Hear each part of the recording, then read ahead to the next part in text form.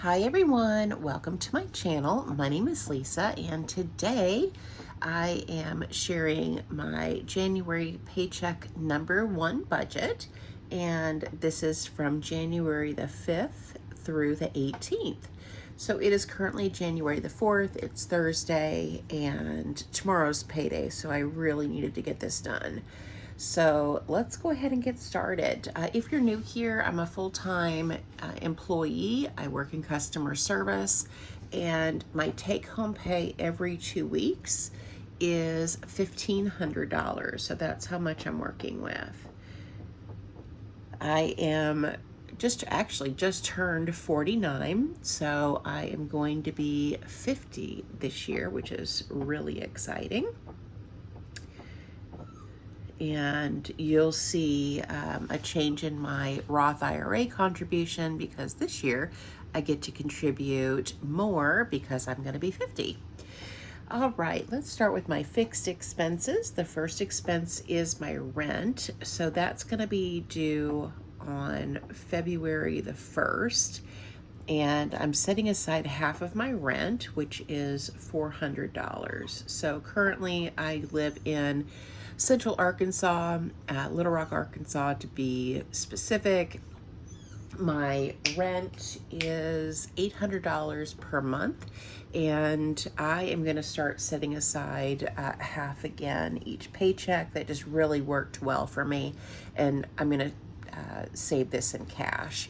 So that will be nice. That way when my second paycheck rolls around, I'll have enough to pay my rent and I can pay it a little bit early. Now my daughter does give me $500 a month, but I will not get her contribution until February the 1st. So I want to make sure that I do have my rent paid in full before, the 1st. I don't want to do it last minute. So moving on to the electric bill, that is going to be due on February the 1st, and I'm going to set aside $150.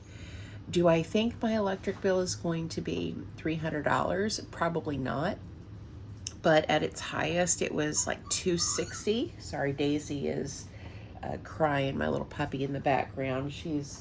Carol Ann just got home from work a little bit ago, and she went to go lay down and go to sleep, and Daisy is not too happy that she can't get to her.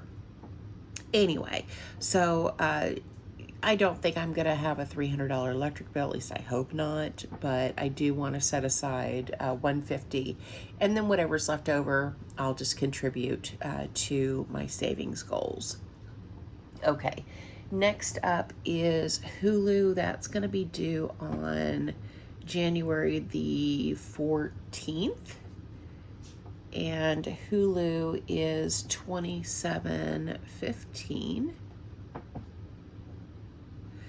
Then I have my internet bill, which is due on January the 16th.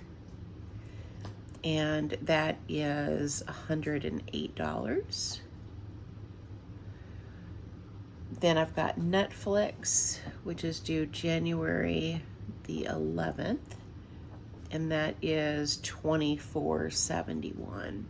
So I upgraded my Netflix to the 4K.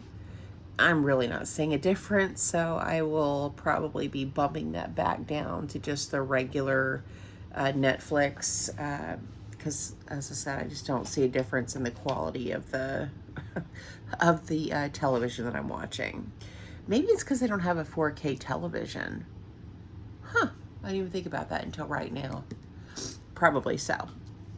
Okay, let's go ahead and add up these fixed expenses. So I've got $400 for rent, $150 for electric, $27.15 for Hulu, $108 for internet, and $24.71 for Netflix is a total of $709.86 for fixed expenses.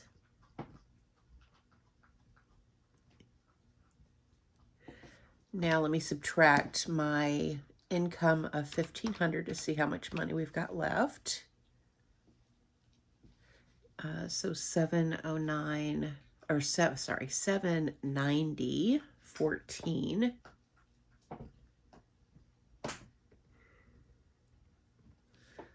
Okay, so, oh, and I forgot to mention, I'm using the Budget Mom's Budget by Paycheck workbook. Forgot to mention that. So I'm going to carry this leftover amount down, 790.14. So these are my cash categories here. I mean, I am going to take out rent and electric. Both of those will be in cash until they're due. There's Daisy. She's right here. She's being a turd.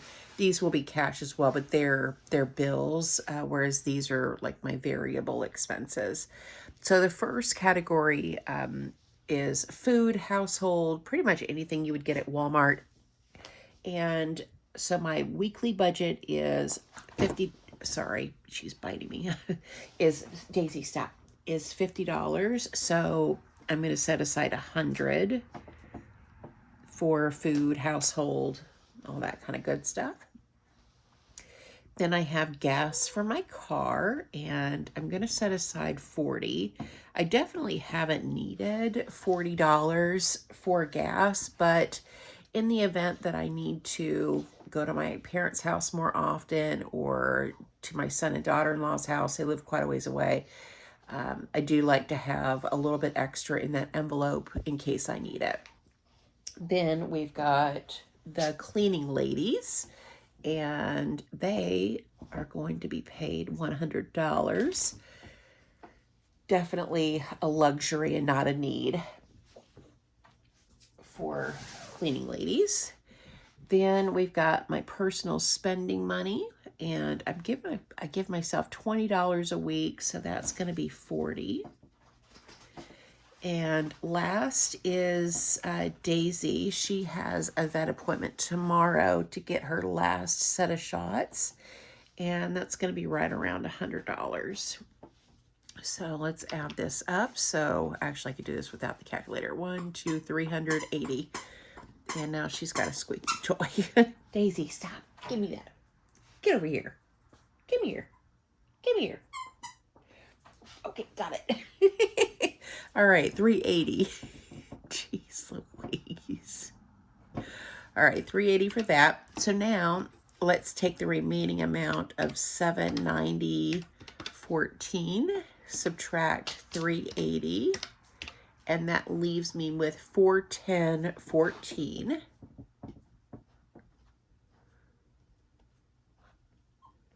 So when I was doing my budget, and I was trying to figure out, you know, how much I needed or wanted to set aside for everything, I didn't have enough money.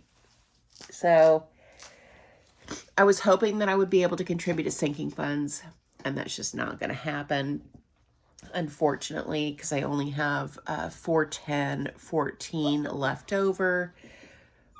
So we'll have to do this another way. So I think what I might do is, with my paycheck, set aside my rent and all these things, and everything else can go to my savings goal of saving for a house.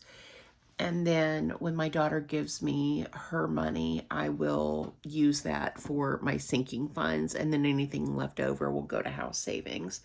I think that's the way it's going to have to be, because I just don't have enough money for everything.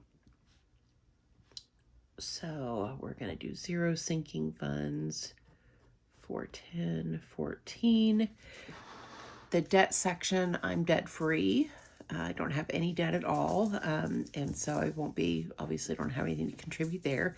Now, let's talk about savings. So, like I mentioned, I'm going to be 50 this year, and the Roth IRA contribution for somebody who is 50 or older is $8,000 per year. I get paid 26 times a year, so I'm going to divide that by 26, which means my contribution is going to go up to $307.69. It was $250 every paycheck, but now it's $307.69. So that's quite a jump. And I do want to max this out. I'm not getting any younger. And I just started contributing to retirement in the last, 2 years. So I have a lot of catching up to do. Okay, so now let's see what I've got left over to see what's going to be put towards house savings. So let's take my income of $1,500. We're going to subtract $709.86 minus $380. Daisy, stop. Minus $307.69 is $102.45 for house savings. So we add that plus $307.69, we get $410.14. So that is my zero base budget, which just means that I've allocated every penny of my paycheck. So yeah, like I said, I was, doing this and I realized I wasn't going to be able to do my sinking funds. Now, I do have YouTube income that I will receive on, let's see, what other income do I have? So on January the 19th, I'll get paid again. That'll be $1,500. Then on the 21st, I'll get a YouTube paycheck. And I looked at my YouTube Creator Studio, and it's like $350 or somewhere around there that I'm going to get. So that's exciting.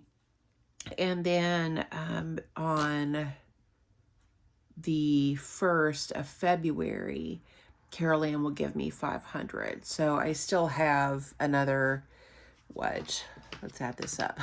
1,500 plus 500 plus, I don't know, it was like 350 or so. So another 2,350 to budget between, the 19th and the 1st of the month, which is, a lot of money. So lots of opportunity to save for sinking funds and my house savings. So that is everything from me, guys. Thank you so much for watching. Thank you for supporting my channel, and I hope you guys have a great day or night wherever you're at. Bye.